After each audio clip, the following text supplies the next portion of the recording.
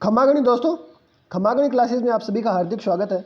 तो रीट आंसर की सीरीज़ को आगे बढ़ाते हुए हम आज 24 जुलाई को जो मॉर्निंग शिफ्ट को एग्ज़ाम हुआ था उसकी आंसर की करने जा रहे हैं। तो चलिए शुरू करते हैं।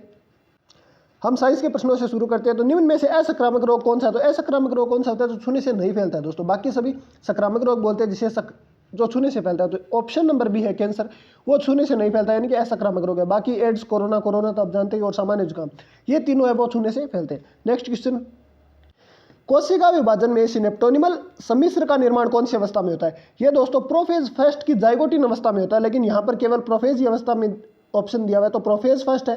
प्रोफेज फर्स्ट की जाइगोटिन अवस्था में इसका निर्माण होता है। तो नेक्स्ट क्वेश्चन की बात करें तो जीवाश्म ईंधन कौन से है? तो ऊर्जा का नवीनीकरण स्रोत और अनवीनीकरण दोनों ही जीवाश्म ईंधन। तो ऑप्शन नंबर सी है वो ए या बी दोनों, ये इसका राइट आंसर हो जाएगा। नेक्स्ट क्वेश्चन है, गंगा कार्य परियोजना चरण फर्स्ट का आरंभ कब हुआ? इसका आरंभ दोस्तों 1985 में हुआ था, जबकि सेकंड चरण का प्रारंभ वो 1993 में हुआ था। ऑप्शन नंबर बी है वो इसका राइट आंसर हो जाएगा। निम्न में से कौन से जीवाणु द्वारा सुजाक रोग? अब आप इसको इंग्लिश में देखो तो गोनेरिया दिया हुआ है दोस्तों, तो ऑप्शन नंबर डी है वो इसका राइट आंसर हो जाएगा। मादा मानव में स्तन ग्रंथियों में कौन से प्रकार की ग्रंथि पाई जाती है? एपोक्राइन प्रकार की ग्रंथि है वो मादा के स्तन में पाई जाती है, जो दूध बनाने में सहायक है। तो ऑप्शन नंबर ए है वो इसका राइट आंसर हो जाएगा।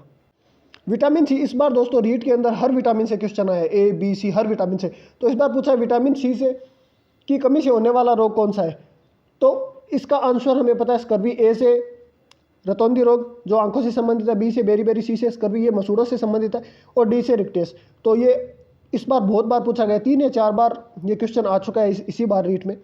तो इसका ऑप्शन नंबर सी है वो राइट आंसर हो जाएगा। नेक्स्ट क्वेश्चन, भारत में चिकित्सकीय गर्भपात समापन को कानूनी स्वीकृति कब प्रदान की गई? तो 1971 में इसको स्वीकृति प्रदान की गई दोस्तों। ऑप्शन नंबर बी है वो इसका राइट आंसर हो जाएगा। नेक्स्ट क्वेश्चन, सहेली नामक गर्भ निरोधक गोली को विकसित करने वाली संस्थान भारत में कहाँ स्थित है? तो इसका दोस्तों ऑप्शन नंबर सी है वो लखनऊ में, उत्तर प्रदेश के अंदर लखनऊ में इसका मुख्यालय स्थित है। तो ऑप्शन नंबर सी इसका राइट आंसर हो जाएगा। रबी की फसल का उदाहरण, तो गेहूं रबी की फसल का है, बाकी मक्का, मूंगफली और सोयाबीन ये तीनों ही खरीफ की फसल है। खरीफ की फसल की बात करें तो जून जुलाई में बोई जाती है दोस्तों, और सितंबर अक्टूबर के अंदर इसको काट लिया जाता है। तो ऑप्शन नंबर ए वो इसका राइट आंसर हो जाएगा। सतत एवं व्यापक मूल्यांकन की विशेषता है तो सर्वाधिक पहलू, निरपेक्षता और निरंतरता और सर्वोत्मुखी विकास, यह सभी इसके ऑप्शन राइट है। तो ऑप्शन नंबर डी वो इसका राइट आंसर होगा। निम्नलिखित में से कौन सा शिक्षण सहायक सामग्री का लाभ नहीं है? तो ऑप्शन नंबर ए है महंगी सामग्री, ये इसका लाभ नहीं है, इसका दोष है। निम्नलिखित में कौन सा पेशीय बल का उदाहरण नहीं? तो ऑप्शन नंबर सी है वो इसका राइट आंसर होगा। यदि एक सरल लोलक 20 दोलन पूरा करने में 40 सेकंड रहता है तो इसका आवर्तकाल हो जाएगा दोस्तों 20/40, तो 0.5 जो इसका राइट आंसर हो जाएगा। स्टील की एक ठंडी चम्मच को गर्म दूध में कप में डुबोने पर दूसरा सिरा गर्म होने का कारण क्या है दोस्तों? तो चालन, क्योंकि ठोस में जब भी कोई वस्तु एक सिरे से दूसरे सिरे जाती है गर्म होने के लिए, उष्मा का प्रवाह तो वह चालन द्वारा होता है।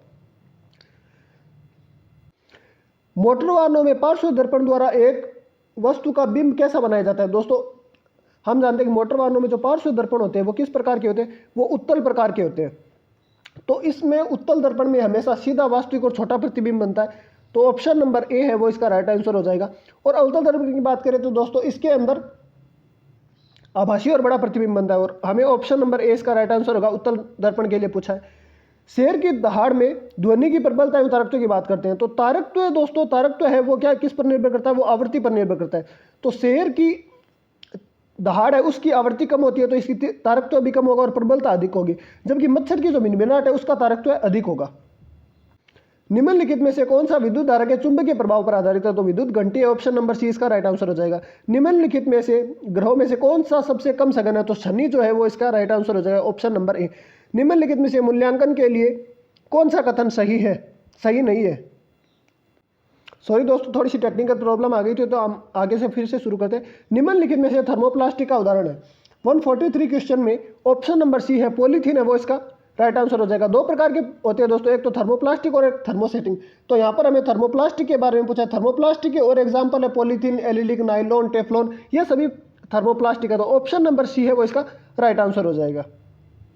निम्नलिखित में से एक परमाणु गैस कौन सी है? तो एक परमाणु गैस, ऑप्शन नंबर ए इसका राइट आंसर हो जाएगा। जो अक्रिय गैस है वही एक परमाणु गैस है। हाइड्रोजन द्विपरमाणु गैस है, H2 आप जानते होंगे। ओजोन है वो त्रिपरमाणु गैस है, हम O3 पढ़ते हैं हमेशा। ठीक है, ऑक्सीजन भी O2 के साथ पढ़ा जाता है, तो ये द्विपरमाणु गैस है। मैग्नीशियम फास्फेट का रासायनिक सूत्र क्या है? तो इसका राइट आंसर सी हो जाएगा दोस्तों, Mg3PO4 का होल ट्वाइस। सूखे पौधों की डंडियों से अन्य कणों को पृथक करने के लिए प्रयुक्त किया जाता है। ये दोस्तों 6ठी 7वीं किताबों से उठाया गया सीधे ही। तो ऑप्शन नंबर बी है थ्रेसिंग, जिसको बोलते हैं पत्थर के ऊपर जिसको झटकाकर हम अपने अन्न प्राप्त करते हैं, उसको थ्रेसिंग कहते हैं। निम्नलिखित में से प्राकृतिक सूचक है, तो लिटमस जो है, लिटमस ये प्राकृतिक सूचक है। बाकी methyl orange, phenolphthalein, methyl red ये बनाए गए संश्लेषित है, और लिटमस पत्र, गुड़हल की पत्तियां, ये दोनों क्या होता है? ये प्राकृतिक सूचक होते हैं। निम्नलिखित में से अक्षय प्राकृतिक संसाधन कौन सा है? तो अक्षय प्राकृतिक संसाधन ऑप्शंस के अनुसार ऑप्शन नंबर डी है वो इसका राइट आंसर हो जाएगा। बाकी बात करें तो दोस्तों विंड, सोलर एनर्जी, सन, टाइड्स, जियोथर्मल एनर्जी, ये सभी क्या होते हैं? ये अक्षय प्राकृतिक संसाधन होते हैं। तो ऑप्शन नंबर डी इसका राइट आंसर हो जाएगा। लास्ट क्वेश्चन देखते हैं साइंस के लिए। तो किस वर्ग के पौधों को पादप जगत का उभयचर कहते हैं? तो पादप जगत का उभयचर दोस्तों ब्रायोफाइट को कहा जाता है। तो ऑप्शन नंबर सी इसका राइट आंसर हो जाएगा। अब हम संस्कृत देखते हैं दोस्तों। 61 क्वेश्चन की बात करें, जो भाषा सेकंड है उसकी संस्कृत की बात करता हूँ। वर्ण समाम्य पद्धति कश्य विधि अपरम नाम वर्तते, यानी कि वर्ण समाम्य विधि का दूसरा नाम क्या है? ऑप्शन में ये पूछा गया, तो हम जानते हैं अक्षर विधि को वर्ण समाम्य विधि कहते हैं। तो ऑप्शन नंबर ए इसका राइट आंसर हो जाएगा। मनोरंजनाय अनुवाचन श्रुत्वा पुनः कथनाय शब्दानाम साधुचारण च कश्य कौशलस्य आवश्यक भवेत। तो ये दोस्तों मनोरंजन, अनुवाचन, अनुवाचन किसको कहते हैं दोस्तों? सुनकर के पुनः कहना होता है, वो अनुवाचन होता है। श्रुत्वा, कथनाय, ये सभी संबंधित हो गए भाषण कौशल से। ऑप्शन नंबर डी इसका राइट आंसर हो जाएगा। और इस क्वेश्चन की बात करें तो ये बहुत बार रिपीट हो चुका है दोस्तों। प्रस्तावना, विषयोत्स्थापना, तुलना, सामान्यीकरण हम जानते हैं। हर्बर्ट की पंचपदीय प्रणाली मैंने आपको ट्रिक बताई थी, पीपीटी प्रयोग, तो ये बहुत बार क्वेश्चन आ चुका है। इस बार भी 2 या 3 शिफ्ट में शायद तक ये क्वेश्चन पूछा जा चुका है। नेक्स्ट क्वेश्चन की बात करें, श्लोकानाम सूत्राणाम गद्यानाम च कंठस्थीकरणोपि को विधि बलम ददाति। तो हम जानते हैं कि पारायण जो विधि है, ऑप्शन नंबर ए, पारायण विधि आवृत्ति और कंठस्थीकरण पर बल देती है। तो ऑप्शन नंबर ए वो इसका राइट आंसर हो जाएगा। संस्कृत शिक्षण से इंद्रियाणाम प्रयोगाधारेण दृश्य साधन भवति। तो हमें दृश्य साधन पूछा, तो यहाँ पर ऑप्शन नंबर ए पर पाठ्य पुस्तक में है, वो ऑप्शन नंबर ए इसका राइट आंसर हो जाएगा। कस्मिन कक्षे कश्य प्रथमा निवार्यता भवेत। तो ऑप्शन नंबर सी इसका श्यामपट्ट राइट आंसर हो जाएगा। अगर ऑप्शन में पाठ्य पुस्तक दिया होता तो वो भी राइट आंसर होता दोस्तों, लेकिन यहाँ पर ऑप्शन नंबर सी श्यामपट्ट इसका राइट आंसर हो जाएगा। नेक्स्ट क्वेश्चन, छात्राणाम ज्ञान स्तरस्य बुद्धि कौशलम कार्यशक्तिश्च कथम निश्चयते। तो हमें बुद्धि कौशल और ज्ञान स्तर का पता बालक छात्र के किस प्रयोग द्वारा चलता है? तो परीक्षा द्वारा। ऑप्शन नंबर बी है, 67 में ऑप्शन नंबर बी है वो इसका राइट आंसर हो जाएगा। रुचि, निरंतरियम और वैराग्यम, ये तीनों सिद्धांत किसके? ये क्रियाशीलता अभ्यास च सिद्धांत के हैं। तो ऑप्शन नंबर डी इसका राइट आंसर हो जाएगा। ये सीधा सीधा मैंने ये बताया था, और यही इसका आंसर होगा, ऑप्शन नंबर डी। 69 का, अष्टादश शताब्दो अंत यावत मौखिक परीक्षा एवं कश्य प्राचीन साधनम आसने। तो इसने पूछा कि 18वीं शताब्दी के अंत तक किसका प्राचीनतम साधन मौखिक परीक्षा था? तो पहले मौखिक परीक्षा के माध्यम से मूल्यांकन किया जाता था। ए इसका राइट आंसर हो जाएगा। शलाका परीक्षा छात्रस्य मूल्यांकन करोति। तो शलाका परीक्षा तीव्र बुद्धि का मूल्यांकन करती है। ऑप्शन नंबर बी है वो इसका राइट आंसर हो जाएगा। अब व्याकरण से संबंधित क्वेश्चन है, तो जल्दी जल्दी करते चलेंगे।